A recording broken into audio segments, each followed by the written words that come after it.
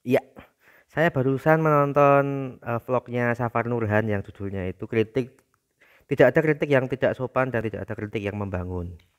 Di video itu Safar Nurhan bilang bahwa tidak ada kritik yang tidak sopan. Kenapa? Ya kritik gitu.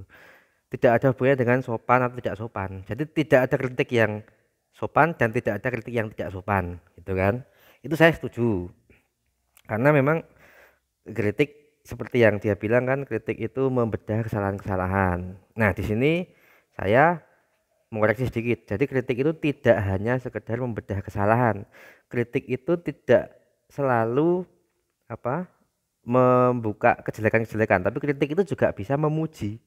Jadi misalnya lukisan nih atau program pemerintah gitu, ketika menganalisis, kita menganalisis dan kita menemukan jeleknya, kita sampaikan jeleknya. Ketika kita menemukan bagusnya, kita sampaikan bagusnya.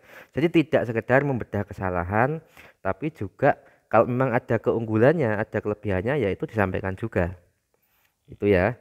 Terus soal sopan tidak sopan gimana? Nah, kalau bangsa kita ini kan bangsa yang beradab ya. Sila kedua itu kemanusiaan yang adil dan beradab.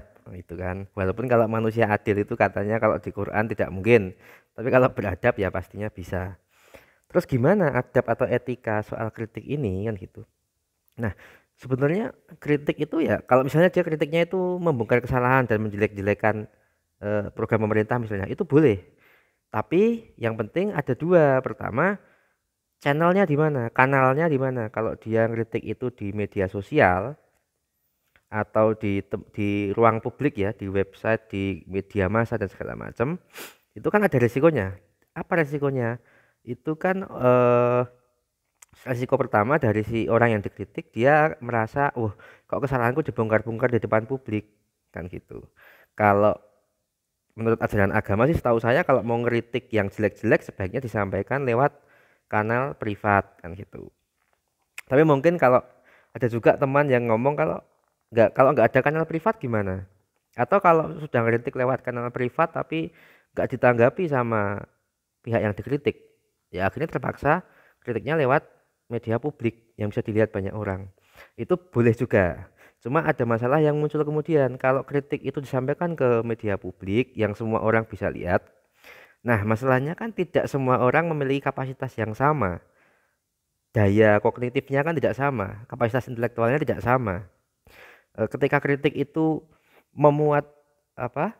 Sesat pikir kayak argumentum ad hominem, argumentum ad veritatum, nauseaum dan macam-macam yang apa namanya? Dia intinya sebenarnya argumennya keliru gitu kan. Ada apa? Ada banyak false di situ, kekeliruan logika di situ. Nah, publik yang apa? Yang tidak memiliki kapasitas untuk menganalisis itu, ya dia akan mengasumsikan kritik ini pasti benar gitu loh.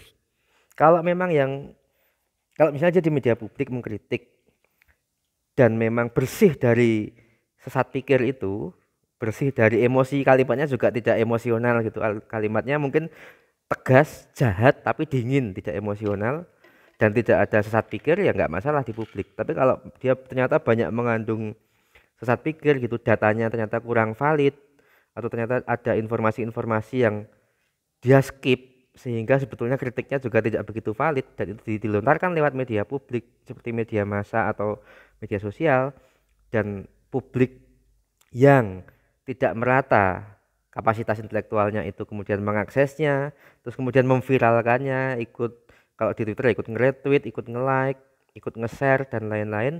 Nah, itu kan berbahaya. Jadi ini membuka peluang besar bagi orang-orang yang kurang memiliki kapasitas mengkritik yang bagus, yang mungkin tidak lengkap datanya, yang mungkin analisisnya meleset. Tapi kalau dia ditaruh di ruang publik, ya dia bisa jadi menggaung gitu, jadi besar. Bisa ya pada akhirnya kemudian banyak noise di media sosial. Apakah benar kritik ini memang betul gitu?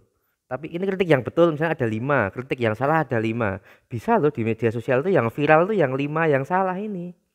Yang 5 yang emosional gitu, yang sesat pikir gitu, yang 5 yang bener-bener kritiknya itu bener, itu malah bisa tertutup. Nah, itu resikonya kalau kritik disampaikan di media publik.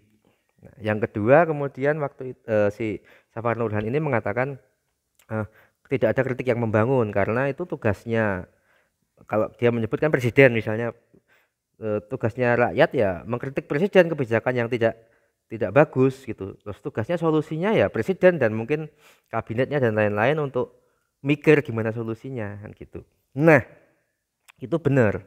Saya setuju. Tapi kemudian kalau kita mau menanggapi omongannya presiden yang kritik itu ya yang sopan yang membangun, kalau saya pribadi gini sih, pastikan dulu lah sebelum kita mengkritik itu kita benar-benar mengetahui semua elemen informasi yang dibutuhkan. Misalnya kenapa sih kok presiden ngambil kebijakan kayak gini gitu.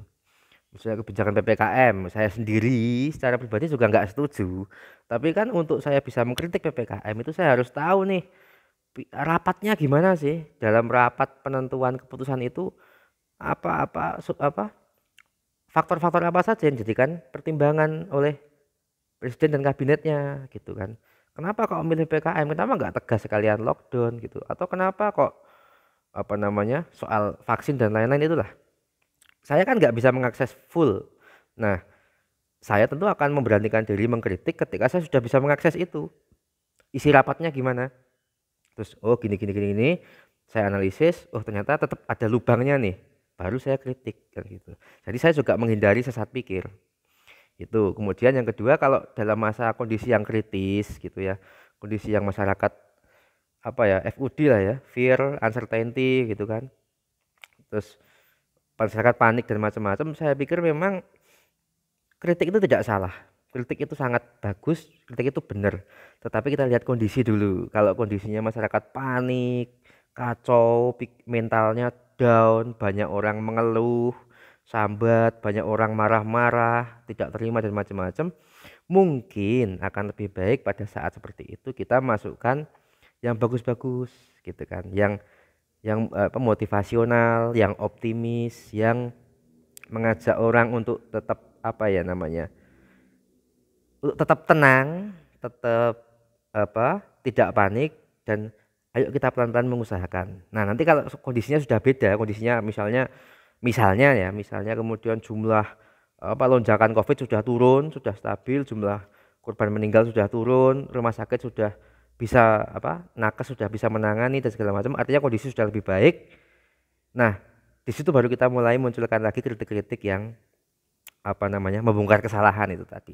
Jadi perlu saya pikir lihat kondisi. Kalau kondisinya sedang kacau ya kita geser ke netral dulu lah. Kalau nggak mau positif, nggak mau, kalau ada temanku yang bilang kamu tuh toxic positivity, oke lah. Kalau kamu nggak mau positif dulu nggak apa-apa. Tapi netral dulu. Nanti kalau kondisinya sudah agak mendingan, sudah agak positif, sudah agak membaik, baru kamu hajar lagi dengan kritik-kritik yang keras. Kayak gitu. Terima kasih.